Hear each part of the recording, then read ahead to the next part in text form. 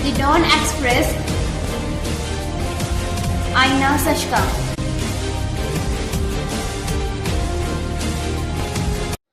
नमस्कार, the Dawn express में आपका स्वागत है। आशा है आप सभी सुखी व स्वस्थ होंगे। देश के इतिहास में 14 अगस्त की तारीख आंसुओं से लिखी गई है। यही वह दिन था जब देश का विभाजन हुआ और 14 अगस्त सन 1947 को पाकिस्तान तथा 15 अगस्त 1947 को भारत को एक पृथक राष्ट्र घोषित कर दिया। इस विभाजन में न केवल भारतीय उपमहाद्वीप के 2 टुकड़े किए गए बल्कि बंगाल का भी विभाजन हुआ और बंगाल के पूर्वी हिस्से को भारत से अलग कर पूर्वी पाकिस्तान बना दिया गया, जो 1971 के युद्ध के बाद बांग्लादेश बना। कहने को तो यह एक देश का बंटवारा था, लेकिन दरअसल यह दिलों का बंटवारा था। भारत माँ के सीने पर बंटवारे का यह जख्म सदियों तक रिश्ता रहेगा और आने वाली नस्लें तारीख के इस दर्दनाक और रक्त रंजित दिन की टीस महसूस करती रहेगी।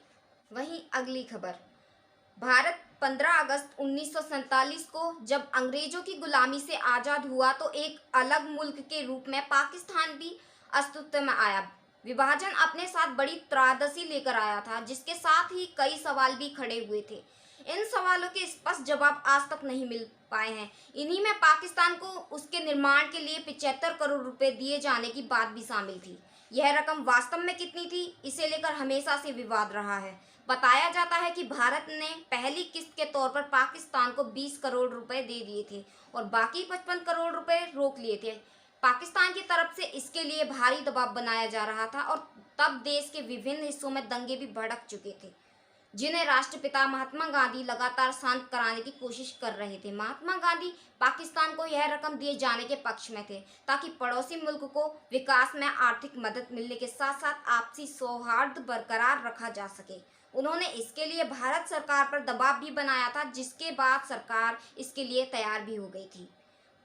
कहाँ यहाँ तक जाता है कि महात्मा गांधी ने पाकिस्तान को यह रकम नहीं देने पर अनशन की चेतावनी भी सरकार को दी थी। वहीं अगली खबर, पीएम नरेंद्र मोदी गुरुवार यानी 13 अगस्त को देश के चौथे ऐसे प्रधानमंत्री हो गए हैं जिन्होंने सबसे लंबे समय तक पद पर बने रहने का रिकॉर्ड बनाया। इसके साथ ही गैर कांग्रेसी नेता के रूप में देश में सबसे अधिक समय तक प्रधानमंत्री रहने का रिकॉर्ड उन्होंने बनाया है। इससे पहले यह रिकॉर्ड बीजेपी के अटल बिहारी वाजपेयी के नाम पर दर्ज रहा है। अटल जी ने अपने सभी कार्यालयों को मिलाकर 2268 दिनों तक प्रधानमंत्री रहे। गुरुवार को पीएम मोदी ने उस रिकॉर्ड को तोड़कर यह उपलब्धि अपने नाम दर्ज की। पीएम मोदी इस बार लगातार 7वीं बार 15 अगस्त को लाल किले के प्राचीर से तिरंगा फहराएंगे और गैर कांग्रेसी नेता के रूप में अपने आप में अनोखा रिकॉर्ड होगा। भारतीय राजनीति में सबसे लंबे समय तक प्रधानमंत्री बने रहने का रिकॉर्ड पंडित जवाहरलाल नेहरू के नाम पर दर्ज है। पंडित नेहरू के बाद इंदिरा गांधी और डॉक्टर मनमोहन सिंह सर्वाधिक लंबे समय तक प्रधानमंत्री रहे हैं। इसके बाद अभी चौथे स्थान पर बीजेपी नेता अटल बिहारी वाजपेयी के नाम पर रिकॉर्ड दर्ज था। वहीं अगली खबर, 15 अगस्त को लाल किले के प्राचीर से प्रधानमंत्री नरेंद्र मोदी इस बार काफ़ी अलग चीज़ों पर भाषण देने वाले हैं। जानकारी के मुताबिक इस भाषण में अगले आर्थिक पैकेज की झलक देखने को मिल सकती है। सूत्रों के मुताबिक इस बार 15 अगस्त को इंडस्ट्री के लिए बड़े ऐलान संभव हैं। पीएम आत्मनिर्भर भारत की आगे की रणनीति का खुलासा कर सकते हैं। इस संबोधन में रोजगार और निवेश बढ़ाने के उपायों का जिक्र मुमकिन है। पीएम मोदी इस बार 15 अगस्त को डिफेंस सेक्टर में आत्मनिर्भर बनाने पर बड़ा ऐलान कर सकते हैं। इसके अलावा रेलवे रिफॉर्म पर आगे का रोड मैप भी पेश किया जा सकता है। 15 अगस्त को राष्ट्रीय डिजिटल स्वास्थ्य मिशन का ऐलान कर सकते हैं। इस स्कीम के तहत देश के हर नागरिक के हेल्थ का डेटा एक प्लेटफॉर्म पर होगा। इसके अलावा हर किसी का हेल्थ आईडी कार्ड तैयार किया जाएगा। इस डाटा में डॉक्टर की डिटेल्स के साथ देश भर में स्वास्थ्य सेवाओं की जानकारी उपलब्ध होगी। वहीं अगली खबर, राजधानी दिल्ली में स्वतंत्रता दिवस के मद्देनजर लाल किले के अलावा आसपास के कई क्षेत्रों में भी सुरक्षा के कड़े इंतजाम किए गए हैं। इस बार हवाई हमले को लेकर अलर्ट किया गया है। इसे लेकर भी पुलिस ने पुख्ता इंतजाम करते हुए एंटी एयरक्राफ्ट मशीन ऊंची इमारतों पर लगाई हैं। 5 किलोमीटर की आसमानी रेडियस में कुछ भी संदिग्ध दिखने पर ये तुरंत अलर्ट कर देगा। इस अलर्ट के चलते पुलिस अब लाल किले के आसपास न केवल जमीन बल्कि आसमान में भी सुरक्षा के पुख्ता इंतजाम कर रही है। पुलिस ने इस क्षेत्र को पहले से ही नो फ्लाइंग जोन घोषित किया है। पुलिस अधिकारियों के अनुसार लाल किले व इसके आसपास के इलाकों में 5000 से ज़्यादा जवान सुरक्षा में तैनात रहेंगे। इसके अलावा 300 से ज़्यादा सीसीटीवी कैमरे भी लगाए गए हैं, जिनके जरिए साइबर पेट्रोलिंग की जाएगी। पुलिस के अलावा अर्धसैनिक बल, एनएसजी एवं एसपीजी के कमांडो भी तैनात रहेंगे। कार्यक्रम के दौरान पुलिस सुरक्षा के साथ साथ कोरोना वायरस को लेकर भी अलर्ट रहेगी।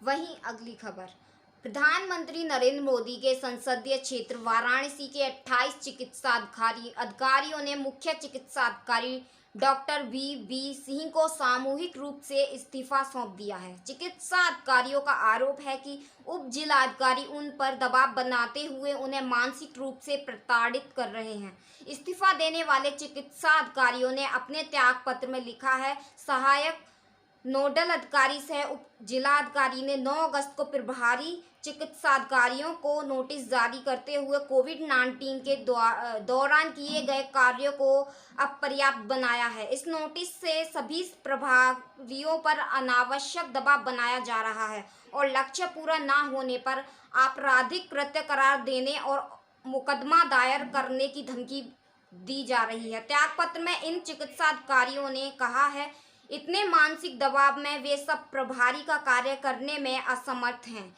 इन अधिकारियों ने त्यागपत्र में अतिरिक्त मुख्य चिकित्सा अधिकारी की मौत के लिए भी प्रशासन को जिम्मेदार ठहराया है। उनका आरोप है, प्रशासन की ओर से एसीएमओ डॉक्टर जंग बहादुर को बर्खास्त करने की धमकी दी गई थी। इसी के सदमे में शायद उनकी मौत हुई है। चिकित्सा अधिकारियों ने यह सवाल उठाया है कि इस मौत की जिम्मेदारी आखिर कौन लेगा। दूसरी ओर सीएमओ वी सिंह का कहना है कि मेडिकल अधिकारियों ने इस्तीफा दिया है, लेकिन उन्हें समझा बुझा दिया गया है और सभी लोग अपने काम पर लौट गए हैं। इस बीच बसपा प्रमुख मायावती ने इस प्रकरण को लेकर राज्य सरकार पर हमला करते हुए ट्वीट किया कि समुचित सुविधाओं के अभाव में जान जोखिम में डालकर कोरोना पीड़ितों की सेवा में लगे डॉक्टर पर सरकारी दबाव व धमकी से स्थिति बिगड़ रही है।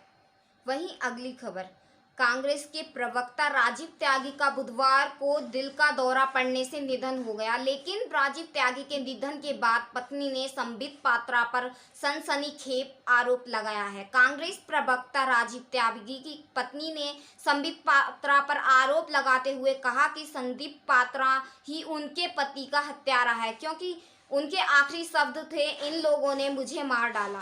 इससे पहले पात्रा ने टीवी डिबेट में उन्हें 3-4 बार जयचंद कहा था और यह भी कहा था कि इन्हें आग लगाने जाना है। इस वीडियो को राष्ट्रीय यूथ कांग्रेस के नवनियुक्त अंतरिम अध्यक्ष श्रीनिवास बीवी ने अपने फेसबुक अकाउंट पर शेयर किया है। वहीं अगली खबर, आजकल स्मार्टफोन से फोटोग्राफी का क्रेज लोगों में काफ़ी देखने को मिल रहा है। स्मार्टफोन कंपनियां भी आजकल मेगापिक्सल पर फोकस करने में लगी हैं। यदि आप फोटो और वीडियो बनाने के लिए एक अच्छा कैमरा स्मार्टफोन खरीदने का विचार कर रहे हैं, तो यहाँ हम आपको कुछ खास ऑप्शन बता रहे हैं। मोटोरोला का मोटो G8 Plus एक दमदार स्मार्टफोन है। फोटोग्राफी के लिए इसमें 48+5+ 16 मेगापिक्सल कैमरा सेटअप मिलता है, जबकि सेल्फी में इसके लिए 25 MP कैमरा मिलता है। इस फ़ोन में 4000 mAh की बैटरी मिलती है। इसके अलावा यह फ़ोन 4GB रैम और